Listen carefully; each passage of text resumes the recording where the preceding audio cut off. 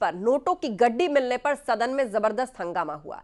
सभापति ने इस मामले को गंभीर बताया है और जांच की जरूरत बताई है। आपको बता दें, सीट नंबर 222 यानी कि 222 पर नोट मिले हैं। यह सीट अभिषेक मनु सिंघवी को अलॉट है, जिसे लेकर बीजेपी सांसदों ने हंगामा किया और जांच की मांग की है। राज्यसभा में जोरदार हंगामा हुआ है इस मुद्दे को लेकर। सीट नंबर 222 पर नोटों की गड्डियां मिली हैं और ऑफिशियली ये सीट कांग्रेस नेता अभिषेक मनु सिंघवी को अलॉट है। Honorable members, it was my duty and I am obliged to inform the House, and information is imparted for a very simple reason, that this is a routine anti-sabotage check which takes place. When it was brought to my notice, I thought someone would come to reclaim it. Since nothing happened since this morning, we are, number one, I am not aware. You can't make out from the look currency notes whether they are fake or not. Apparently, denomination is 500 rupees. Word appears to be physically of 100 notes. But all these are subject to serious investigation. And I'm sure no one should be opposed to an investigation, because this House even otherwise has to send a signal. We are increasingly getting into formal economy. Does it indicate, Honorable Finance Minister, state of economy that people can afford to forget? वरिष्ठ नेता हैं, मैं उनसे expect कर रहा था कि वो कहेंगे कि इन्वेस्टिगेशन हो, अच्छे तरीके से हो, और सर मैं भी लॉयर हूं, I am also a lawyer. माननीय, आज 0 आवर की बड़ी चिंता हो रही है, बड़ी चिंता हो रही है sir. Good sense should prevail on the opposition always. हमेशा उनको सुबुद्धि आए और 0 आवर चले। लेकिन मैं लीडर ऑफ ऑपोजिशन के वक्तव्य में कहीं इन्वेस्टिगेशन को प्रीएम्प्ट करने की कोशिश तो नहीं चल रही है, इसको भी ध्यान में रखने की जरूरत है। और इसलिए with healthy mind and with healthy spirit, we should take it and the investigation. While we are going towards a digital India, carrying a bundle of notes in the house is appropriate? Definitely this is not appropriate. We don't carry note bundles in the house. You don't need to pay that much of money if it was a genuine note. So that is why it is a serious matter, and I fully agree with the observation of the Honorable Chairman that there must be serious investigation, and the concern raised by the honorable members are also very genuine. Fake आरोप के ऊपर विपक्ष के नेता, सदन के विपक्ष के नेता और इनके सभी ये अनैतिक गठबंधन के नेताओं ने बार बार ना सदन को चलने दिया, देश में लोगों को गुमराह करने की कोशिश की, और विदेशी ताकतों के ऊपर ये अपने पूरे नैरेटिव को बनाते हैं। विदेशी रिपोर्टों के ऊपर ये बार बार सदन की गतिविधियों को खराब करते हैं, चलने नहीं देते। मैं समझता हूं ये बड़ा गंभीर विषय है कि इसमें भी कोई साजिश तो नहीं है। कांग्रेस के राष्ट्रीय अध्यक्ष मल्लिकार्जुन खड़गे का भी बयान आया है। उन्होंने क्या कुछ कहा है, आपको सुनवाते हैं। मेरा एक ही निवेदन है, ये मैटर आपने कहा कि इन्वेस्टिगेशन में है, जब तक इन्वेस्टिगेशन नहीं होता और जब तक आपको ऑथेंटिसिटी से कोई एक व्यक्ति के पास या कोई एक सीट के ऊपर मिला है, उसका ऑथेंटिसिटी नहीं होता, तब तक तो उसका नाम बोलना ही नहीं। ये अरे छोड़ो भाई। नोट मिलने पर अभिषेक मनु सिंघवी का बयान सामने आया। उन्होंने कहा कि ये पैसे मेरे नहीं हैं, 500 का एक नोट लेकर गया था। अभिषेक मनु सिंघवी ने ये बात कही। कल सिर्फ 3 मिनट सीट पर बैठा था। अभिषेक मनु सिंघवी ने सफाई देते हुए ये कहा, दरअसल सीट नंबर 222 जिससे नोटों की गड्डियां मिली हैं, वो सीट अभिषेक मनु सिंघवी को अलॉट है। और उन्होंने कहा कि मैं सिर्फ एक 500 का नोट लेकर गया था और कल भी सीट पर मात्र 3 मिनट बैठा था। कि कल 12:47 पे 12:57 दोपहर में मैं हाउस के अंदर आया और 1 बजे हाउस राइज कर लिया।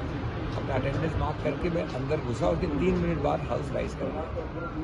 1 से 1:30 तक मैंने मिस्टर अयोध्या प्रसाद के साथ लंच लिया संगम कैंटीन में और 1:30 बजे मैं वापस सुप्रीम कोर्ट आ गया क्योंकि कोई महत्वपूर्ण मामला था। 2 बजे मेरा पूरा कल का हाउस के अंदर बैठक 3 मिनट की थी।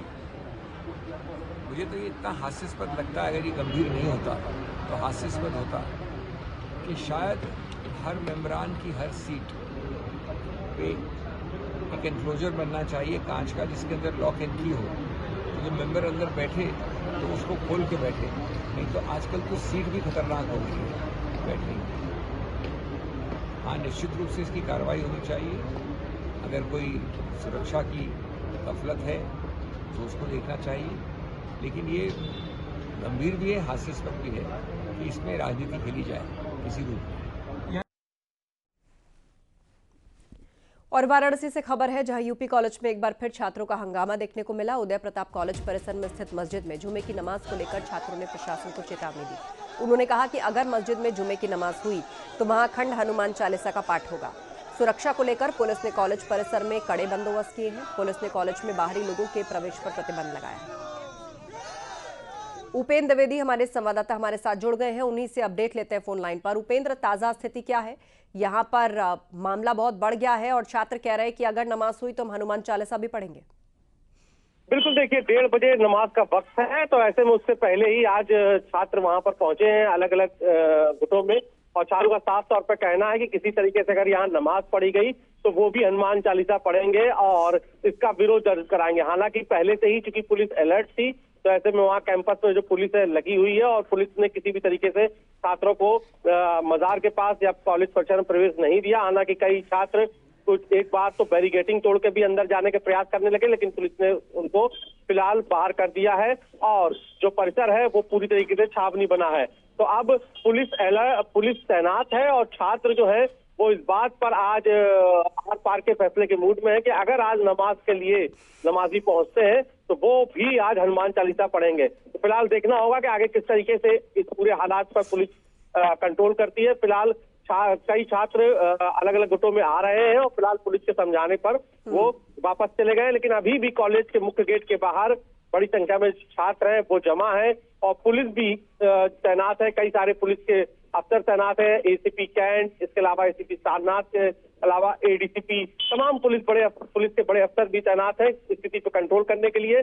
बता दें कि यूपी कॉलेज में वक्फ बोर्ड के दावे के बाद ये तनाव हुआ था और उस तनाव के बाद यहाँ पर लगातार छात्र विरोध कर रहे थे। हालांकि 2 दिन पहले चुन्नी सेंट्रल वक्फ बोर्ड की ओर से लेटर जारी करके इस विवाद को खत्म करने की बात की गई थी। उन्होंने कहा था कि जो नोटिस जारी किया गया था वक्फ बोर्ड का, ये 2021 में ही स्वतः ही समाप्त हो गया था, अध्यक्ष ने इसको खत्म कर दिया था। उसके बाद फिलहाल वक्त की कोई कार्रवाई अभी प्रचलन में वक्फ बोर्ड में नहीं है। तो इसके बाद ये माना जा रहा था कि मामला शांत हो जाएगा, लेकिन क्योंकि आज जुमे की नमाज है तो ऐसे में छात्रों का जो आरोप है या विरोध है वो इस बात को है कि जब वक्त की संपत्ति नहीं है तो परिसर के अंदर शिक्षण कार्य होना चाहिए, ना कि कोई भी धार्मिक कार्य। तो परिसर के अंदर जो मौजूद मजार है, नमाज है, वहां पर नमाजियों के नमाज अदा करने पर छात्रों का विरोध है और इसी विरोध दर्ज कराने के लिए वो यूपी कॉलेज पहुंचे थे। तो फिलहाल पुलिस वहां पर तैनात है और किसी तरीके की अभी कोई अप्रिय घटना